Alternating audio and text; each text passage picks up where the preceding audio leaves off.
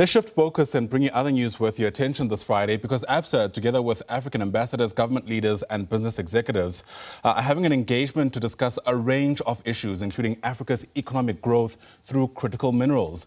International Relations Minister Ronald Lamola is currently giving the keynote address at that gathering. Let's listen in. Each year, while between 10 million and 12 million young people enter the labor market, this is a problem we need to solve. Because we are going to have in about 2050 about 800 million young people. So if we are only creating 3 million formal jobs each year, what will happen to the job opportunities of the rest of the deficit? Where will they be? And what will happen to their livelihoods? These are questions that we have to answer as a collective. Related to this, whether we are building a capable state that can meet the growing demands for public services, particularly education and healthcare. The answers that young people are giving are not positive. Many are restless where they are. As many as 6 in 10 young Africans want to relocate to another country on the African continent. They tell us that they have lost faith in the economic prospects in their countries of birth. Our mineral wells present a similar test. Mineral abundance does not automatically produce prosperity, as Ms. Matebogo has already said. Too often, our minerals leave the continent unprocessed, while the value, technology, jobs, and wealth associated with them are created elsewhere. To illustrate this imbalance, even though nearly 3/4 of global carbon comes from Africa, 60% of the processing takes place in China. The rising demand for critical minerals can usher in a new era of shared prosperity. It can also accelerate extraction, plunder, conflict, and instability. The warning signs are already visible. As United Nations Secretary General has warned, without decisive action from governments, this rush for critical minerals could very well trample on the poor. It is encouraging that governments across our region, including South Africa, Namibia, Zimbabwe, and Malawi, are taking bold policy steps to break with the old patterns of extraction and plunder. African governments are not passive onlookers as new scramble for the continent's resources gather space. These steps bode well for the implementation of the Africa Green Mineral Strategy and the G20 Critical Minerals Framework. Within the context of the G20, our presidency also highlighted key intra-Africa payment system. We have moved to implement some of these outcomes. For South Africa has added to Angola's Kwaza as a cross-border regional payment system. The South African Reserve Bank has just announced this. This is a key milestone and a key movement on transaction and also on regional integration. We hope to see more such efforts to improve intra-Africa trade. How we manage the promise and the peril of this moment will determine whether we realize Agenda 2063's vision of a peaceful, integrated, and a prosperous Africa, anchored in the ideals of Pan-Africanism and the African Renaissance. As a chairperson of the Ministerial Follow-up Committee on Agenda 2063, I have had the opportunity to reflect closely on our continent's progress. The picture is mixed. We are making encouraging progress in strengthening public institutions and empowering our people. But integration, connectivity, and peaceful resolution of conflicts continues to lag behind. Half of Africa's largest companies are from South Africa, as most of you are aware, which means as a country, we are the biggest investor in our continent and stand to gain more from regional efforts. Therefore, we have got a bigger responsibility to support and manage regular and orderly migration. The free movement of people and goods is an important component of Africa's integration. Let me conclude by placing 3 questions before you. First, how do we close the public awareness gap? Afrobarometer African Insights 2026, released this week, carries some good and bad news. The good news is that more than 6 in 10 Africans believe that making it easier to trade with other countries will benefit their economies.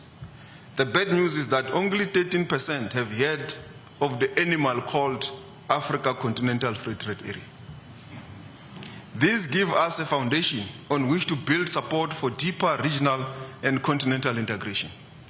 But we also know that citizens cannot rally behind a project they barely know exists.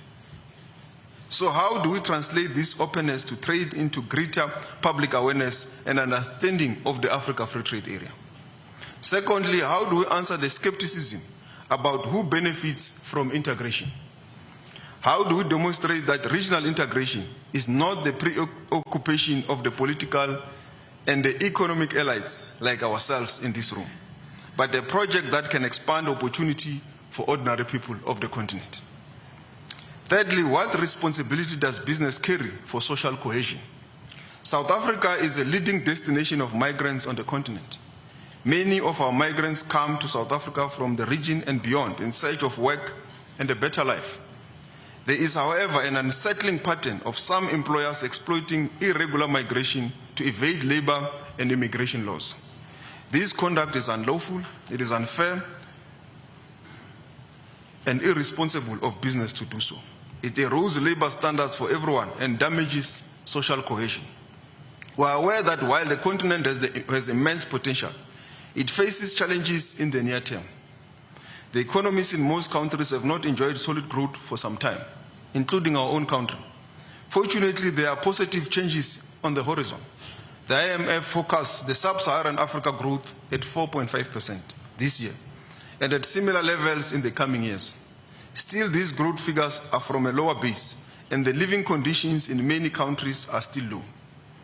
This is one of the sources of migration and economic anxiety. Juxtaposing this with the economic growth, with the population growth I spoke about earlier on, you can then realize that there is trouble on the horizon in future for our continent. If we don't act with decisiveness on regional integration, on economic growth, on regional and cross-border economic cooperation, that is where the collective future of the continent lies. It is for this reason that business community must collaborate with us to think about ways to accelerate growth in the continent through mining, agriculture, and manufacturing. In a similar way, the mineral deposits the continent has vast, arable land, but study shows that roughly 90% of this land has informal land rights, which constrains agricultural development. We must fix this together. And this collaboration today is a very good start to take us towards finding solutions between business, the private sector, and civil society. In essence, in a period of economic hardships, these practices also feed tensions between South Africans and migrants from other African countries. Those tensions can also spill into other countries and harm the interests of South Africa's business elsewhere on the continent. Here is the question: is there a room in the business community for frank conversation about this? I leave it with you, Mr. Fischler, with your counterparts in the business world, that you also have a role to play. As South Africa, we have been very clear in the continental debate on migration that this is not a South African phenomenon. Migration is a universal phenomenon. It's also an African phenomenon. As I've said already, 45% of Africans live outside their countries. 50% mostly in the African continent, or 80% of that 45% is in the African continent. South Africa is one of the receiving countries, highest in the continent, followed by Egypt, Cote d'Ivoire, and other countries in the continent. We have also seen the special report here on Libya, on what has happened on the Mediterranean Sea, 144 people that have perished. We've also seen in the enclave of Ceuta in Spain, what has happened between Morocco and Spain, migrants rushing. But on a day-to-day basis, there are challenges of African irregular migrants in the continent. Therefore, a continental debate on migration should not be narrowed to xenophobia in South Africa, because that will just put South Africa in the dock, and we must go to that platform of the AU to defend ourselves. The end result, it will be a zero-sum debate, because someone will come in and defend South Africa and someone come in and attack South Africa. but a comprehensive wide engagement on migration, the pull and push factors, the root causes of migration, climate change, peace and stability, democracy, good governance, all those indicators that enable countries to function and enables their citizens to live a better life and thrive in their own countries should be engaged in a comprehensive manner, in a well-researched, thoroughly processed process of the African Union. And we are glad that the African peer review mechanism is already doing some research and some work and ready to host this engagement of the African Union. And then South Africa are also ready to contribute, to engage with this debate because it is necessary. And this resolution with regards to a comprehensive wide debate was taken in Johannesburg in 2015. In 2019, again, the African Peace and Security Council said this debate is necessary. We as South Africa again have said at the Executive Council of the African Union, this is the debate that will help us diagnose, deal with the real issues. Because to just deal with South Africa, you'll be dealing with the symptoms, not the root causes of the challenge. Because you are dealing with someone who has welcomed and accepted regional integration. But if you want to deal with the real issues, the root causes, the conference comprehensively on migration is what we need to respond to and deal with how the economies of the continent are going to respond to this growing population.